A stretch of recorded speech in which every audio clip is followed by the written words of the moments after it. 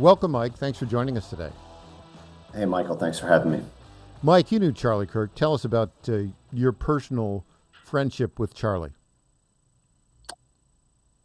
I started working with Charlie is pretty much as soon as I got online. I started my Twitter account on December 9th, 2022. I think it was December 23rd or 24th. Charlie reached out to me and said, "Hey, I think what you're doing is really unique. I'd love for you to come on my show and tell my audience about it." I think at that point I had about 5,000 followers on X, totally brand new in the space I don't think I had done very much public media. Um, I I think when he reached out, this was way before anyone else for me of that stature, way before a Fox News or a Joe Rogan or anyone. Charlie, I think, was always looking to find voices who did not have a huge platform. I think the same way that he worked with young people and helped create a leadership pipeline for young people just getting their legs under them, he did the same for me. And met him at a bunch of conferences, probably went on a show about fifteen or so times. Um, he would text and send DMs and just, I don't know how he did it. I mean, everyone else has been sharing their DMs and texts with him, and it's very Trump-like. When you read chapter one of Art of the Deal, and you just look at Donald Trump's schedule, and you see that he's made 100 phone calls before you've had breakfast, and you think you're doing that on top of, in Trump's case, running a real estate empire, the trading and investing, the hotels and casinos, the political empire that he began to build, and with Charlie it was the same way. I mean, he was an author, he was a journalist, he had a podcast, he ran probably the biggest boots on the ground operation in the entire Republican Party, TPUSA, which was not just an unbelievable force on college campuses and a leadership pipeline and a network and solidarity point for young people. But he was also, according to a TikTok poll conducted several months ago, the single most trusted voice for news and information for men under the age of 30, I believe it was. And meanwhile, the whole time, for someone as little as me, especially a couple of years ago, just to be able to spend so much of the day just encouraging other people to be the best version of themselves. It's like he had 70 hours in the day. He was just completely dedicated, completely aligned in terms of his, he was the same person to everyone. He was a diplomat, an ambassador, a movement builder, an institution builder. And, I don't think I'll never be able to unsee what I saw last week. I don't think anyone that I know could. The loss is incalculable. I think we're all just still processing. Tell me when you first learned that Charlie was shot, when you learned that he was dead, and your reaction. I, I mean, X is where I get my news. And the news happens on X way before it happens on the news. And I think I saw a reference that Charlie may have been shot at an event. And I think what we're used to in this movement has been a kind of almost feeling like God is on our side because we watched a bullet hit Donald Trump in the face. I mean, hit his ear and a millimeter from his brain. And so I think when you hear the phrase "someone's been shot," there's almost like a presupposition that this is a good man. God will have intervened. Um, and so I saw it and I thought, okay, he's probably okay. But then I saw the first video, um, I'm thinking in the comments of that post, and it was I couldn't believe what I saw. I mean, it was that one was from a bit of a distance, and it just looked like a shot dead on. And I thought, okay, well that can't be a real video because if that's if that's what happened, um, Charlie's dead. That went right through the neck, and you could see the life leaving Charlie's body. So, but I thought, okay, but that's kind of far away. Maybe that's not really what happened. If that is what happened, it would have been reported differently, or maybe he's all right. And then a little bit later, there was a second video that was a close up, and um, that was where you could really see what happened with Charlie's neck and the blood just immediately spurting out and Charlie slumping over and I saw that one and I thought, oh my God, oh my God, like that.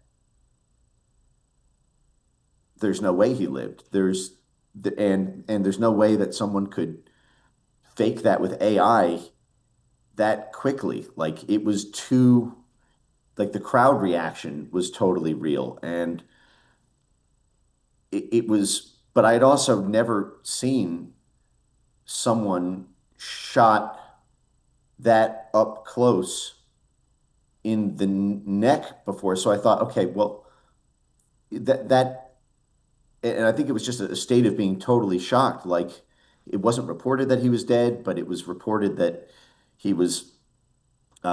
It was unclear, and then I had sources that were texting me. It looked like he was dead, and then it looked like there was a kind of last minute hope. I saw Marjorie Taylor Greene, I think it was, and a couple others saying that he's at the hospital and he's still fighting. And in the back of my head, I thought I just couldn't get that second video out of my head where it was like, well, there's just no there's just no way. Not with that. I don't know exactly what death on camera looks like, but that's got to be it. And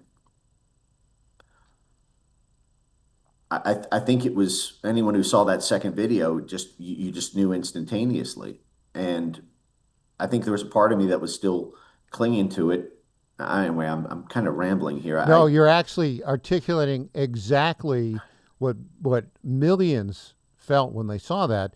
Um, Mike, it's been a week and a day since Charlie was assassinated. I still can't quite process it. It's for the first time in over half a century, a major political figure in America has been publicly executed in this brutal assassination. Um, have you been And able to? Michael, Yes, even that, I don't mean sure. to just stop you there, but in the space that I'm in, I've looked at those other assassinations, with the shooting of JFK Mm-hmm. and Bobby Kennedy and the I mean, how long did it take to even get the Zapruder film? I mean, like you didn't have like a this kind of close up Mm-hmm. shot like the I'm sorry, but like with JFK, you it was not like as clear as this. It was not as I mean, like haunt your memory. Oh my God, this is what it looks like when life leaves your body. Mm-hmm. I mean, there's nothing even close. I mean, we don't know what it looked like when Abraham Lincoln was assassinated. Up close. We don't have a live shot of Martin Luther King's assassination, or I don't even assassinations internationally. When I think Mm-hmm. about what happened to the head of state in Japan years ago, Mm-hmm. or I don't I've never seen a death on screen this vivid, let alone a political assassination, let alone such a high profile political assassination, let alone of a young person who was so full of life. I mean, you see Charlie handing those hats out Hmm. minutes earlier, and you just think like, God, he was so full of life. And to watch that life like leave the body like that, um, I mean, it's like you just want to wear a necklace or a locket or something and just like put the energy inside you because there's no it's like too big of a loss to process on its own. And so you need to think, okay, how can this be converted into something that's good? And then you realize, like, who can do what Charlie did? I can't do that. Hmm. I'm too hot-headed. I don't have the composure the patience to build institutions the way Charlie did, Charlie was or always the kind, even to people he disagreed with. And both you and I yes. have a little bit of an edge, unlike Charlie. Yeah, and Charlie could do battle even with that. I mean, Hmm. I never saw him lose a debate. He's 6'5". I can't imagine he'd lose a fight. I mean, but I am heartened to see the global response. Hearing Hmm. that TPUSA has gotten 54,000 chapter applications. I don't even know how that's possible. After I tweeted that out, I crunched the numbers, and it looks like there's only 25 to 35,000 high schools, and about that many colleges. I mean, I don't know if they're getting middle school applications, Yeah, but we the added the, middle the schools. We did the same analysis. If you had middle schools and private schools, you could probably get to that number. But yes, but I mean, this happened on a college campus. Mike, a couple days after the assassination of Charlie Kirk, our friend Scott Rasmussen conducted a poll, which he just released from the Neapolitan News Service, in which he found that of registered voters under the age of 35, 26% of them said the United States was better off that after Charlie Kirk had been assassinated. Where do we go from here with so many people having such terrible, terrible anti American views? These people are radicalized in college by uh, by what it looks like from the FBI text messages that have been released in the indictment and the like. It looks like that's what happened with Tyler Robinson as well. Looks like he grew up in a conservative family, and then all it took was basically a year away from home, being exposed to the radicalization funnel of U.S. colleges and universities to go all the way down this extreme kind of Antifa, Trantifa, um, left-wing radicalization hole. And these institutions openly endorse violence as a means of achieving political outcomes. I mean, this is the textbook definition of terrorism: violence, coercion, threats of bodily force in order to terrorize people into not appearing in public and airing views that oppose yours. You see this in it was endorsed by the U.S. government under the Biden administration, under previous administrations before that, where you have this concept of armed armed liberation struggle, and tying that to the intersectional left and the so-called nonviolent movements, nonviolent action, which literally does mean violence.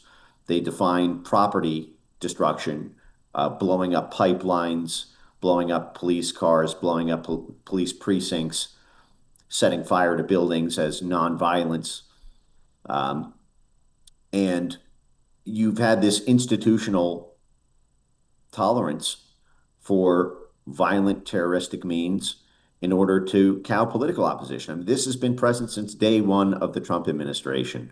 Literally day one. If you remember Antifa uh, attacking police and setting cars on fire and breaking storefront windows on Inauguration Day, January 20th, 2017. No one could do college campus talks from 2017 to 2018. I think only two people on the right even attempted them. I think it was Milo Yiannopoulos and Ann Coulter for just a few months before it became untenable because colleges allowed these Antifa and left-wing terrorist groups to just violently shut down any pro-Trump speaker. We have a college crisis. Kids become debt slaves for the rest of their lives, leaving college with $250,000 in debt and zero skills at the age of 22 because what they're learning in class is utter bullshit. They're learning about how to speak intersectional decolonialization queer theory studies instead of learning how to do basic math, science, accounting, trades, any skill at all. I'll say this. I went to an Ivy League college Penn, you're a Penn and Quaker. I learned and you, I mean, you were a Harvard guy, right? Right, way back when. Well, what I'll say is I learned this much in college in my classes. It was utter horse manure. At the time, I knew it was all BS. And it turned out because I studied psychology for it's my main major. And I knew at the time it was all just left-wing indoctrination. And I didn't even consider myself like a Republican at the time. But I did know that all the way down from the admin to the professors to what I saw happen to my fellow students who just could not resist or wanted to fit in was that it was all political bullshit. And it was political bullshit downstream of government grants and private donor grants to try to twist curriculum in a political way. And turned out, I was completely in the field of psychology, for example, came out a decade later that indeed there was a replicability crisis. And something like 80% of the peer-reviewed studies that we were told were the way the human mind worked were complete bullshit. Mike, no replicability. We've got 2 minutes left here, and let me ask you this closing question. Are you optimistic or pessimistic about our ability to fix this crisis in colleges in the near term? I don't think of it in those terms. I just move forward. It's what will be will be. Solutions are necessary. What the Trump admin has started in terms of conditioning federal grants to universities in order to conform with the values of the taxpayers who subsidize that has to go 100x on steroids. Any university that hosts professors calling for violent action or being a safe harbor for incitement to terrorism, zero federal dollars to those universities. I look at some of the what these college professors are saying in response to this killing. And I think about my own taxpayer money going to pay their friggin' salaries. And I think, ain't no way. That's got to end immediately. I also think that there has been this culture. Anyone who talked like this, endorsing political assassination on the right for the past 10 years, nobody of any consequence, more than 1,000 followers on X, would even come close to using rhetoric like that because we know how fast federal law enforcement would descend on us if we talked like that. Mike Benz, our very good friend with the executive director of Foundation for Freedom Online. Keep up the great work that you've been doing, and thank you so much for making time in your busy schedule to join us today. Really appreciate it, Mike. Thanks, Michael.